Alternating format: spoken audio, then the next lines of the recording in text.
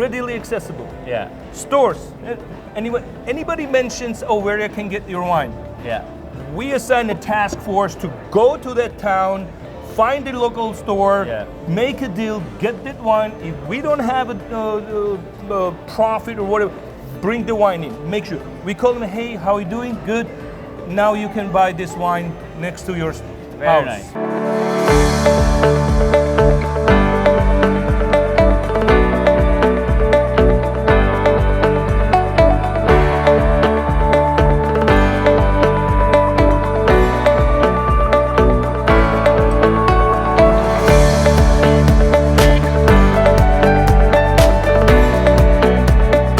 Hey guys, this is Sid Patel here, live from Chicago at the 8th annual USA Trade Tasting. I'm here with Ucha.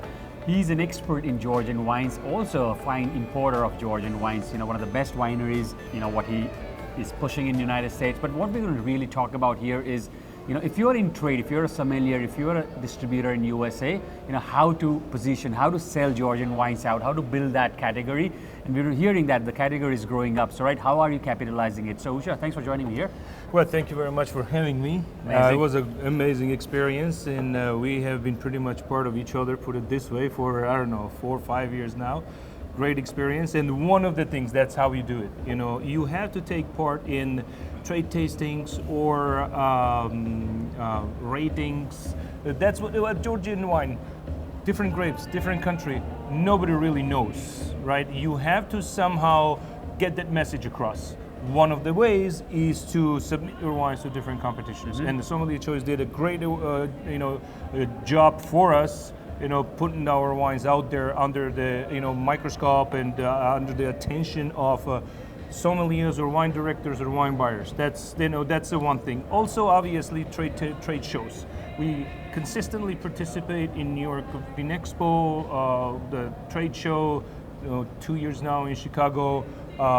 We are TechSom. We went down to TechSom, and anywhere we find an opportunity to present our wines, we consistently host tastings and events. I call it wine begins, like Batman began kind of story. Yeah, wine begins. So what I do is I just tell them how wine began. Nice. We make wine in Georgia, a country that made first wine, in pretty much the same place and with the same grapes as it was done 8,000 years ago. So if you really want to know how wine tasted when it started, and that's a great story. They can always tell to their end consumers when they're. And the latest DNA analysis also show that one of the great Georgian grapes, for example, Tsiklauri, is a mother strain of Pinot Noir. So if you're into that kind of information in geeky, 527 grape varieties that does not exist anywhere else, and plus you have new grapes that nobody ever heard of it. They're not cultivated anywhere else. If you're wine drinking, you like Shiraz, you like Merlot, you like different grapes. Oh, let me see how Kisi, Katsiteli, Saperavi, Tsitska, Tsiklauri, all these grapes. What are they? It's almost like a different planet, And working closely with the winery, what we did with Askaneli wines, we not just brought wine to the and maybe let's use this as a case study of a good partnership, right? A winery and an importer.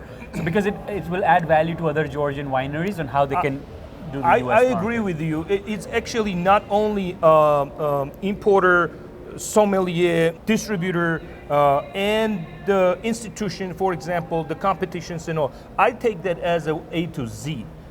For example, what we did with Askaneli was we sit down, I personally sit down, and Ucha Tsiklauri, who is the owner, here's the winemaker, here's you, get the things done. You have all the freedom, guys, So we sat down with the winemaker and we discussed, we worked together. He took my advice, I listened to him, he listened to me.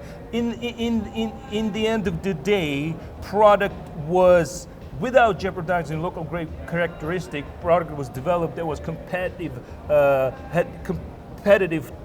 for the local market, which is the United States. Because you know what, you want or you don't, China drinks different wine. Russia. So you made a little bit for US. Well, of course. Of course, and that's a good thing that winery heard. Yeah, I mean, look, this was a while ago when you had the higher alcohol wines leading and more oaky wines leading. Now we see the trend is changing.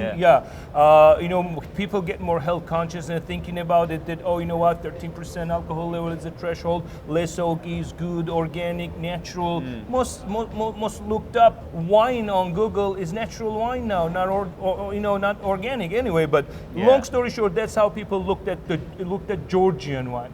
So you're working with the winery as an importer or as a sommelier, an importer as a let's say someone who provides information about local market. As long as the company is listening to you, we work together and we bring it to you. Okay, so if you have a distributor that is aligned with your plan, that's good. If not, you have to find this kind of distributor. You cannot just dump it on the market. Oh gosh, I just want to sell it. No, it doesn't work that way. The way we looked at it and the way we look at it's your child. And you take in your child and you're giving it to somebody to receive the education, to become a bigger man. So do you give your child to someone random? You don't know what do you do? Like, this guy tells you, oh, can I take your child to I'll America? see the values that the person has, hard work, smartness, and I'll put my child there. You need to at least find out what is that. When distributor comes to you or importer comes to you, tells you, oh, can I take your child to the United States? Importer comes, that's what a lot of guys did. They came in and they bought wines and they sold them wines without knowing who they were and what they can do it, what they are capable of doing it. And in the bigger picture, a lot of times they didn't do anything. They didn't submit wines to competition. They didn't take part in the trade tastings. So I mean, you have to be very marketing focused, sales focused, understand, work with your partner. Let's go a little bit further than that. Consumer education, still a niche category. I agree. What else do you think you can do to drive sales? If you were helping your importer. I think there's three aspects what we did, and once again, we had the same like joint plan with Askaneli, how we can develop this plan. First one, education. So we have a program that we call it almost like a Georgian wine scholar program. There's designed together with Askaneli wines. It is I have a pin over here. It says Tamada. Right? So you got Tamada in training, which is the first. Tamada is the word for the person who is chosen by table members. This is a good story. Who is chosen by table members to be the toast maker for the evening. He is a trendsetter. Nice. He's a trendsetter. I saw one post where someone was bringing in a ceramic thing. Is that what? No. Well, those are different things. Okay. Horn, those are just tools to drink wine from. But this is a person. Tamada is the person who is responsible for every toast. Understood. He is a trendsetter, time setter. He decides where to sing, what to do. So what we did was we give you a title Tamada, but first one is a white pin. Oh, by the way, I have it here. Nice. I'm gonna give it to you. You deserve it. Thank you so very here much. we go. You're Tamada in training now on. Well, okay? I'm level 1 now. He's level 1. I know the subject. He's Tamada in training. So what it does is, we present one amber, 2 whites, 3 reds. So we talk about Georgian wine, and we made this more immersive. We do blind tasting, so education part. And we present Askaneli wines to increase awareness and all that. So second one is our plan, make it easily, readily available. This you use it for trade as well, because it sounds very interesting. Yeah, well, we have the orange one. It's for the trade people. Next year, when you do a good job, we're gonna give you. Wow. This is the toast maker. Now you have. This is an expert in Georgian wine. Yeah, this is a master, right? So people want to get next step. People want to get involved. Very nice. And so you kind of create a community. Very nice so idea. that's one part, educational part, and also fun part, because that's what Georgia is about. Not wine. Wine made everywhere, but fun that Georgians can have. Excuse me. No, never gonna happen. True. So this is what we do. So, and readily accessible. Stores. Anybody mentions, where I can get your wine. We assign a task force to go to that town, find a local store, make a deal, get that wine. If we don't have a profit or whatever, bring the wine in. Make sure. We call them, hey, how are you doing? Good. Now you can buy this wine next to your house. Very nice. Yeah, Love that. and obviously, you need to have a quality. Quality control with Askaneli is off the chart.